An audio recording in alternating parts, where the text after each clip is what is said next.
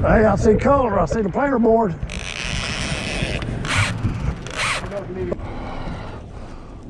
All right, here you go. Should be yours. Good deal. In the net.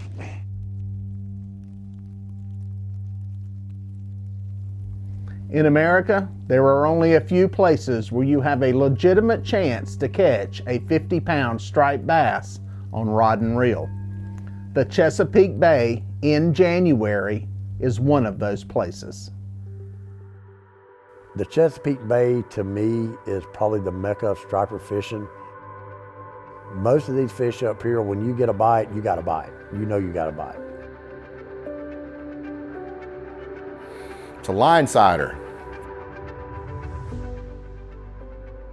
You know, they're not really known for their speed, but they're known for their power. They're a very strong fish and they love to eat.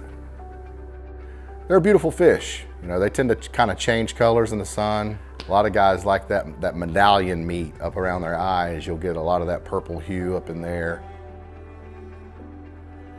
September, the water temps start to drop, those fish start to move south, and just like in a reservoir, you know, they don't all come at the same time. They're gonna come down in waves. Usually about the second week of December is when people start really looking for fish. Why did the stripers show up in the Chesapeake Bay? There's one reason. Their goal is to spawn in the Chesapeake Bay. This is the new animal rod we're trying out. Got our first fish on it. We're an Ambassador 6500.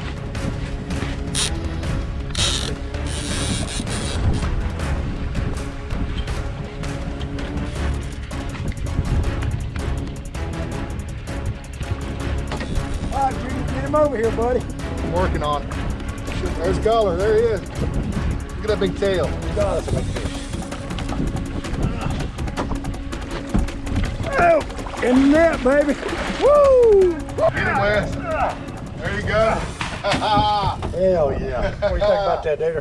Dude, he'll go at least 15 pounds. I know. No, shit, that's a 22 easy. He's riding the lightning in here.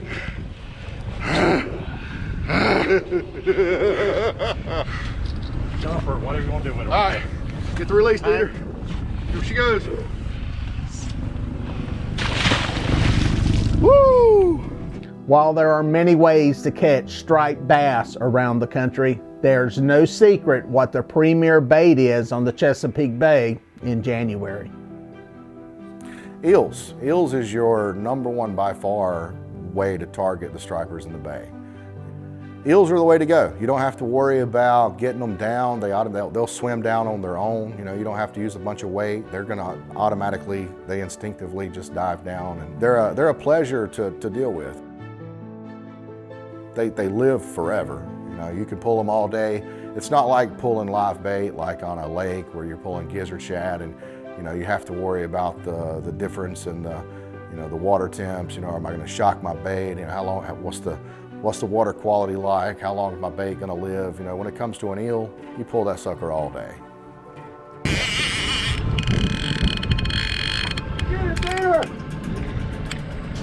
Like you're supposed to say fish on. I wanted to sneak up, get my camera on, and get it rolling. The thing was, I thought it was hung because the line was wrapped around the reel. That's why you didn't hear it take off.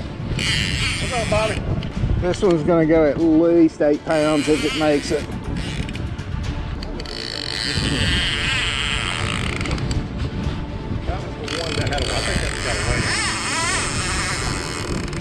Hey, how far are we out there? WFB. I'm on this side of it. If you want to take that underneath me, there you go. Good. Good. There we go.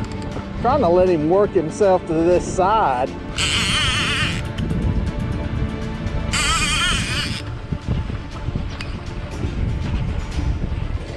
He's wanting to go to the port side.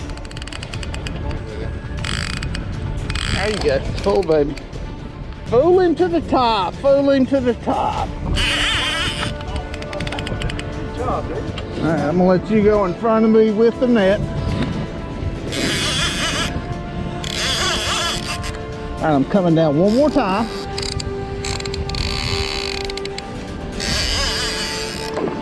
This might be your net shot right here.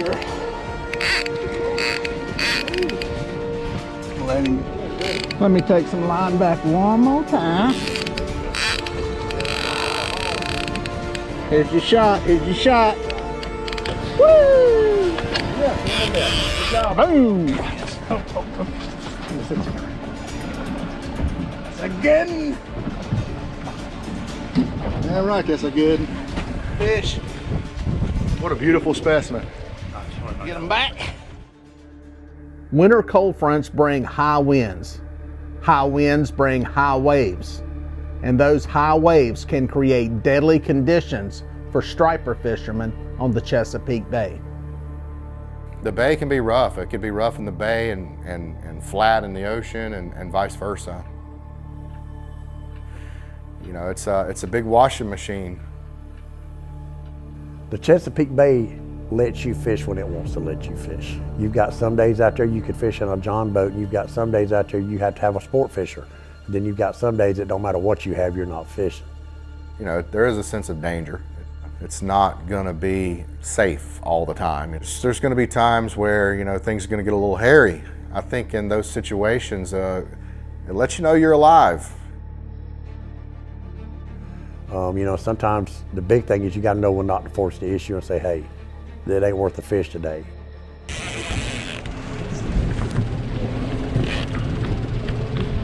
You got it? Yeah. Somebody needs to try to drive the boat too, or keep it straight. It's actually pulling pretty straight. You didn't say we live, baby. Live, baby. There you go. We go on cold mother cup, yeah. Put it good. No, no, you're gonna have to stay. Whoa, you're gonna have to stay forward. Oh. Damn. Maybe swamp bait. Yeah. I didn't see you thumb that. Yes, sir. It's home.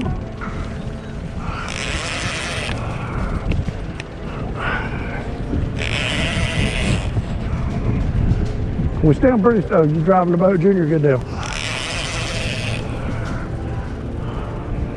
I hit resume video and I hung up on the deal. Yeah, I think these fish are a lot more spread out now than what they were a couple of weeks ago, dear. Hey, I see color. I see the planer board.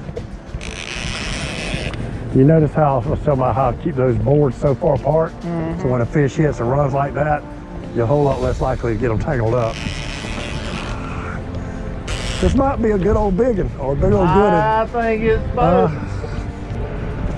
Which side you want to go to with it? Which side you going to go to? I'm gonna see which way she wants to come. Look at that mouth wide open. Slow the boat down now, JR. JR, can you slow the boat down? Or just put one motor in gear? All right, here you go. Should be yours. Good deal. In the net. Thank you, man. Oh, got a big old cut on her. Head first, ready? All right, girl. Every trophy fish in America has a destination fishery to catch the biggest of the big fish. Catfish anglers flock to the lakes of Santee Cooper in South Carolina looking for those monster blue cats. If you're a tarpon fisherman, the Boca Grande Pass in May is hard to beat. And if you're a trophy striped bass fisherman looking for that elusive 50-pound fish, the Chesapeake Bay in January is where you want to be. If you want to catch a big striped bass, at least try it one time up here. I'm gonna have 15 hours driving there and back. That's 15 hours, fuel, you know, lodging, bait, time on the water. There again, and that's the passion you're talking about. A lot of people think, man, you spent that kind of money, you did all that driving, wear and tear on your truck, getting beat up on for 4 fish. Yes, for 4 fish. The Chesapeake Bay is an amazing place to fish.